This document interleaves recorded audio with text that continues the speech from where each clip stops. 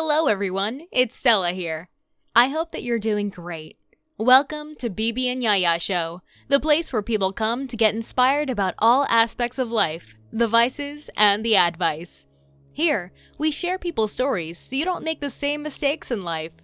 We then try to provide these people with solutions through the comment section.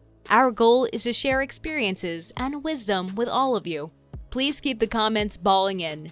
Write your solutions or opinions that you think will help these people. We will try to reply to all the comments and will share our opinions.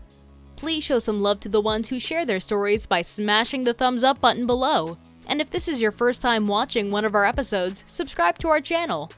We are here to help everyone who needs life advice in any good or difficult situation. So you can share your stories with us at the email address in the description below if you need any help.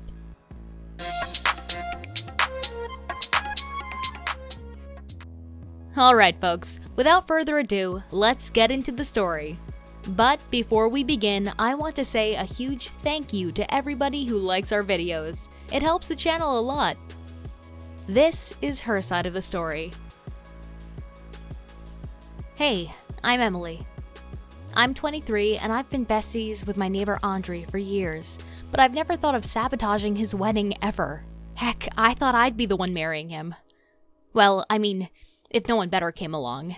Andre is 2 years older than me, but back then, I wasn't your regular girly girl. Instead, I much preferred hanging out with the boys and playing basketball. So, we quickly became best friends, but when I hit puberty, how I looked began to matter more to me. So I started making efforts and behaved more like a lady. The result being that guys started noticing me, Andre included. One time, back in high school, Andre asked me out, but I just laughed it off and told him to stop kidding. In other words, I rejected him. It was good to know that I had him as a backup, but right there and then, I didn't want to date him. Why would I when I could have any boy in the school? After that, he pretty much did anything I asked, treated me like a princess, and followed me everywhere I went. Heck, we were so close that it was an in-joke with my family that we would end up together. When I went to study in Europe for 3 years, Andre was still there for me. When I went through tough times or even breakups, being in a different country meant that Andre and I didn't talk as much as we used to. But I knew that if I needed him, then all I needed to do was click my fingers and he'd appear. Whenever I came back home for the holidays, he was always there at the airport waiting to pick me up. So, when I finished my studies and arrived home for good, I expected him to be there to pick me up with a large bunch of flowers in hand. But no, he didn't show up. It was only my parents waiting for me. On the journey home, I sat there sulking. Andre had majorly annoyed me. How dare he stand me up? Sensing my mood, Mom asked, "Sweetie, what's up? Aren't you happy to be back?" I muttered out, "Yeah, I just don't appreciate Andre not picking me up." Mom casually said, "Oh right, I suppose planning the wedding is keeping him busy. I'm sure he just forgot." I sat upright in my seat. What wedding? Whose wedding? My mom then acted surprised. "He didn't tell you?" "Oh, how busy the groom-to-be must be, honey. It's Andre's wedding." This uneasy feeling washed over me. I felt like I'd been cheated on. Okay, so I didn't love him, but that's not the point. How dare some girl come along and steal him away from me? I arrived home to see Andre pacing the curb. He spotted me and gave me an excited wave. I stormed over to him and shouted, "Why didn't you tell me you're getting married?" He smiled and then replied, "I'm sorry, Emily. I just wanted to do it in person, as I have an important question to ask you." He sounded so serious. Then he reached into his pocket. Oh my God, was he going to propose to me? Has this all been a prank leading to this moment? But no. He pulled out a packet of mints and offered me one. At that moment, a girl walked out of his house and passed him a coffee. He wrapped his arms around her waist and kissed the top of her head. Yuck. "Emily, you remember Anna, right? She was in your year at school. She's my fiancée. We'd like to ask you to be our bridesmaid." Anna added, "Actually, he wanted you to be his best man, since we all know how close you guys are. But that would look a little strange, don't you think?" I just stood there speechless, with my mouth wide open. No, I didn't remember this Anna girl from school. And I didn't want to be your stupid bridesmaid. Andre jokes. Aren't you happy for me? I know you'll love this. That's why I waited till now to tell you. To be able to see your over-the-top reaction. I had no reaction. I literally couldn't find any words to say and just stood there motionless, as the realization that the guy I could always count on was now someone else's, and I was meant to help them out with their lame wedding.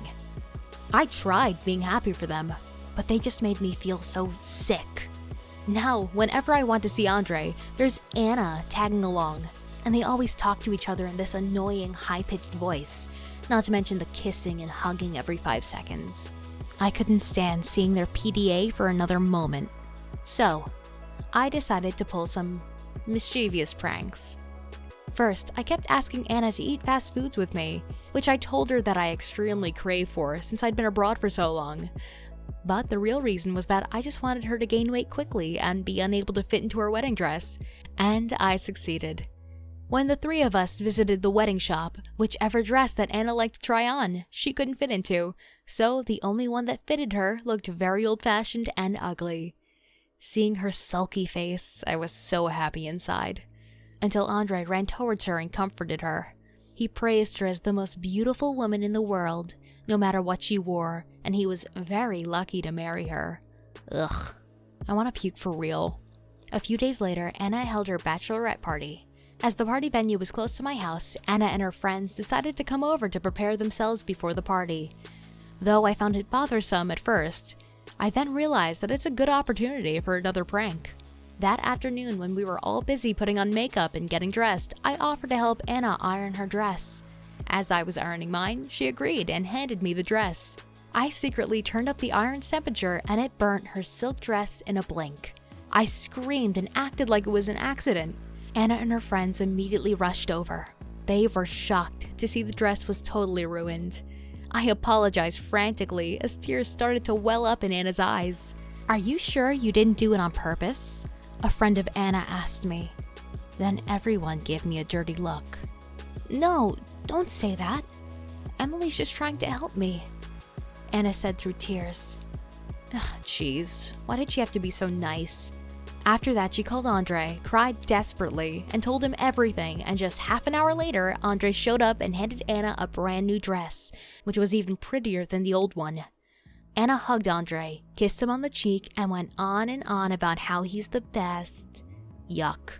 Suddenly, some of Anna's friends whispered something like, Anna is so lucky to have a fiancé like Andre. Unlike Kevin, he's really useless. So, Kevin was Emily's ex, right? I wondered if he also wanted to break up this wedding like me. So I did some digging online and easily found Kevin. Then I messaged him telling him that I was Anna's bridesmaid and I had something super urgent to tell him about her. Before we continue listening to what happens next, don't forget to click on the like button below if you have not done so yet. He agreed to meet me at a bar downtown. First impression? This guy's actually kind of cute. Turns out goody two-shoes Anna had good taste in guys. As I sat down next to him, I noticed that Kevin had been drinking a lot, but I didn't think much of it at the time. I gave my best convincing look and told him, Anna still has feelings for you. She's now having cold feet about the wedding. At first, he didn't say much. He just kept on drinking, but suddenly he stood up and slurred about how he needs to confess his love to her right now. So I followed him to her house. That night, the bridesmaids were having a sleepover at Anna's to help her prepare the guest list for the wedding and stuff. I quickly came in and made up some excuse for showing up late, and that's when we all heard something noisy coming from outside. Everyone ran to the porch to check it out. Kevin begins to drunkenly slur out something like, I will always love you, and such. Emily looked shocked and tried persuading Kevin to go home. I watched Kevin with a secret smirk as he threw up in her potted plant, accused the other bridesmaids of being traitors, and tripped over the cat as he tried to enter the house. Kevin eventually passed out on the couch, and Anna, being Anna, placed a blanket over him. She didn't even look angry. Why? I couldn't understand why I had done so many things, but she could be so calm and overcame everything. The next day, when Kevin woke up, they talked, and I was terrified Kevin would tell Emily about my involvement, but instead he apologized to her, and wished her the best for the future, then left. A few days later, Kevin asked me to meet him at a coffee shop. He asked me why I lied to him, as Emily said she was very blissful to marry Andre. I sighed and told him the truth. I also said that I didn't have feelings for Andre. I just hated to see the two of them together. Then Kevin said, "Don't let jealousy get the best of you. Listen to me, Emily. What we need to do now is restore our life and leave the past behind." I felt down upon hearing his words, but I knew Kevin was right. Despite Andre having been my best friend since childhood, it was the moment he needed to have a life of his own. "Don't be so sad," Kevin said, patting my hand gently. I looked up and was fascinated by not only Kevin's appearance, but also his maturity and sensitivity. The wedding day came. I stood next to Andre and Anna as they exchanged their rings to take a vow to be husband and wife. Somehow I felt so proud that my best friend found his life partner, but I still felt a little uneasy inside, until I spotted Kevin in the crowd. He walked over and gave me a bright smile and joked that he was going to spend the rest of the day here so I couldn't cause any more havoc. I laughed out loud and responded it was more about him than me that would be causing trouble in the wedding. After the ceremony, we spent time together walking through the park and went to an arcade. I have to admit that it was kind of fun and took my mind off of things. Since then, something weird happened. I find myself thinking about Kevin a lot. Like, a lot. Am I developing feelings for him? Maybe now is the time for me to find my life partner too. And I think I found a great candidate.